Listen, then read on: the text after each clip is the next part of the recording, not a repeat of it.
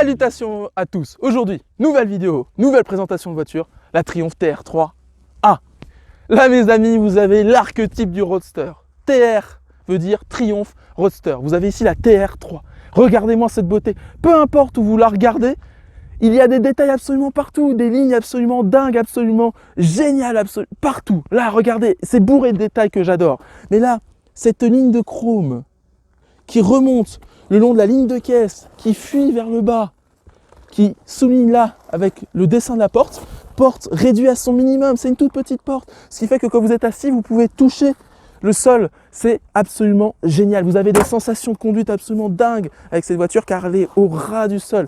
Là, ça revient, ça remonte et ça fuit.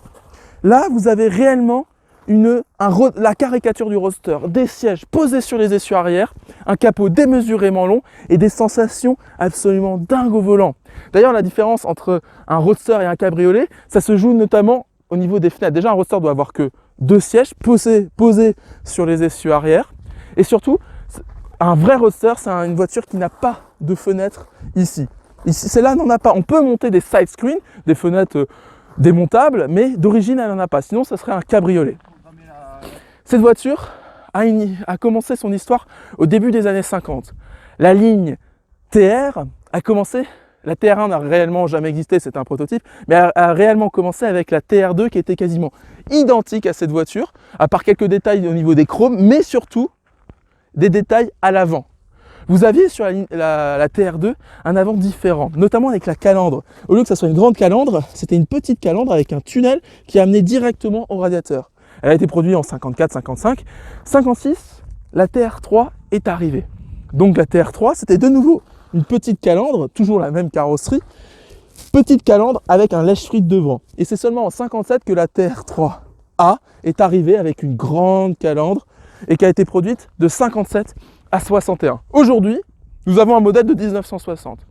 Comme 90% de ces voitures, elle a été vendue neuve aux États-Unis. C'est d'ailleurs pour ça que là, à l'intérieur, vous voyez que les compteurs sont en miles. En parlant de l'intérieur, regardez-moi cet intérieur. On voyage, on est dans les années 50. Cette voiture vous transporte aussi bien physiquement que psychologiquement. Vous voyagez dans le temps. Vous avez la pression d'huile, vous avez l'essence, l'ampèremètre, la température d'huile, la température d'eau, vous avez les contours, vous voyagez, toutes les petites aiguilles. Ça n'a rien à voir avec nos compteurs numériques d'aujourd'hui. Cette voiture est absolument sensationnelle.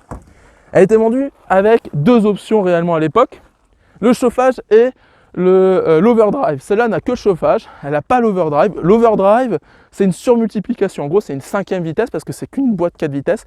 Et l'overdrive, c'était on pouvait surmultiplier la 3e et la 4e vitesse afin en gros de descendre le régime moteur. Celle-là, elle n'en a pas, c'est pas grave. De toute façon, on n'en a pas besoin. Le moteur déborde de couple, c'est un 4 cylindres Massey Ferguson. Donc d'origine, c'est un moteur de tracteur. Ils ont repris un moteur de tracteur, mais dessus, ils ont mis 100 chevaux avec une culasse essence. Ça marche extrêmement bien. La voiture ne fait que 955 kg. Elle est extrêmement légère. Vous êtes assis au ras du sol. Et les Anglais ont réussi la magie de... Quand vous regardez la fiche technique de cette voiture, vous avez l'impression 100 chevaux, c'est pas énorme pour une voiture de sport. Mais les Anglais ont réussi d'un châssis simple, de suspension spartiate, d'un moteur simplissime, de limite pour ces détracteurs, c'est un moteur agricole. Mais les Anglais ont réussi à faire une voiture bourrée de sensations, absolument géniale à conduire, qui a d'ailleurs, mais pas seulement aujourd'hui, mais déjà à l'époque, séduit des grandes stars. Johnny Hallyday, c'était sa première voiture. De nombreuses stars avaient cette voiture. D'ailleurs, son succès, on peut parler de son nombre de voitures produites. Elle a été produite à plus de 58 000 exemplaires. Aujourd'hui, on estime qu'il en reste moins de 10 000. Mais bon, suffisamment parlé. On va retirer ce toit, virer cette capote et on va s'amuser sur nos belles routes alsaciennes. A tout de suite.